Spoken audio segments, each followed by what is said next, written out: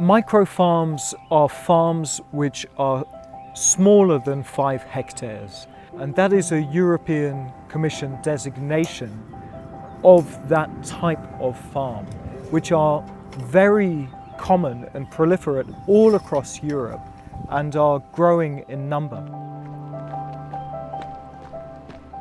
Microfarm, the way I see it now, would be a small farm, 1,000 square meters, maybe a bit more, using polycropping to really optimize the space and situate it next to the city with a direct link to the city.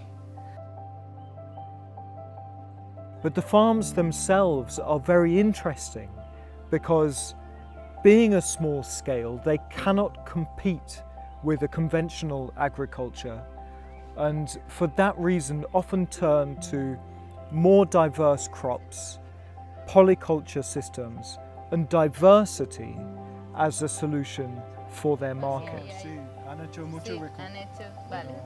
Un campo orgánico es un espacio de producción donde el objetivo es cultivar respetando todo el ecosistema. Entonces, para hacer esto se basan mucho en cultivar cultivos diferentes que se compensen y se ayuden entre ellos, que no sean monocultivos, haciendo rotaciones de cultivos, añadiendo orgánico, estructurando el suelo y cuidando mucho la vida del suelo, como los microorganismos, bacterias, hongos.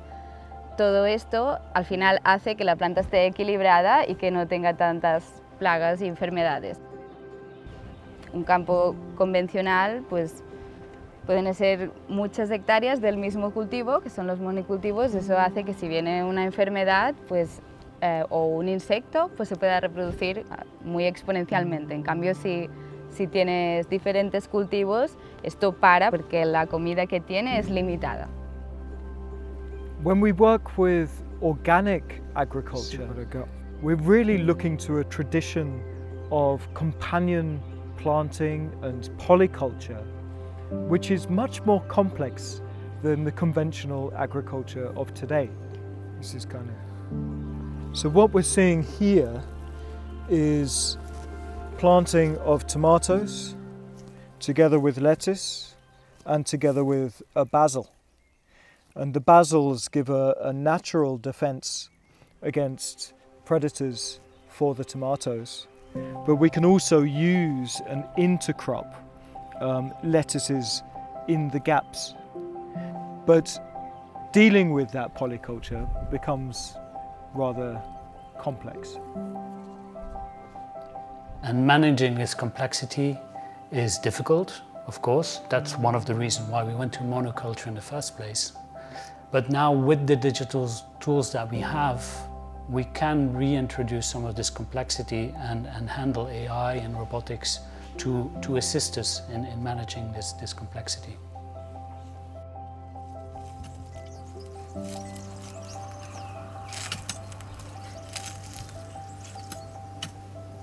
Farmers working on a small scale with a large diversity of crop find that the work is often very, very labour intensive.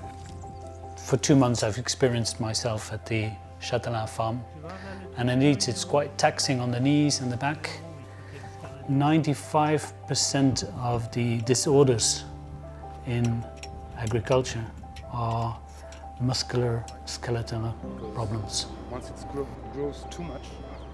The statistics show that after 4 years of starting a new farm, many of these young farmers actually end up with back problems and really struggle to manage the intensity of that biodiversity, of that diversity of crop.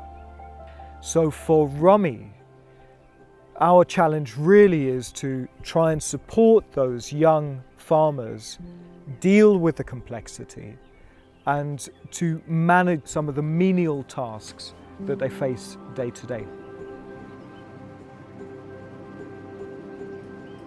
If we can help a small organic microfarm stay in business because we're helping to replace a little bit of the manual labour and the kind of hardship of that, keep their costs down, it means that we're encouraging smaller farms to not use chemicals. They can use a rover for weeding, and it's better for the land, it's better for the farmers, it's better for us all really in the end, so it's a very worthwhile project. Agriculture in itself is technology, right? It's not, let's say, we don't wake up one day and suddenly the world looked like it is. No, we built it for thousands of years. And so, for me, I don't know if there's such a big disconnection, or we should think as a big disconnection between traditional farming and this new farming. Things change, but I like to see it more as a natural evolution of the way that humans use technology. Basically, they develop this cultural practice that help them to modify their environment, and they apply it to farming. What can we do with new technology to help these farms? And then it was at some point, this sort of, let's do something very provocative. Let's do robotics for these farms, which was a bit of a clash because many of these farmers actually started farming because they sort of wanted to go back to nature. And then saying to them, look, well, we can introduce robotics for you is a bit of a sort of edgy topic. So this is the view that you get from the top cam in the robots, and then we crop it on the... And that really means that we might be able to take the best of the past and combine it with the tools of the future to forge a computational agriculture which feeds the land, feeds the ecology, and also feeds ourselves. The ROMI tools are really set up to be able to help farmers with the support of biologists and with the support of computation. But it's not there yet. That's why we have open sourced these tools to allow a future development towards those objectives.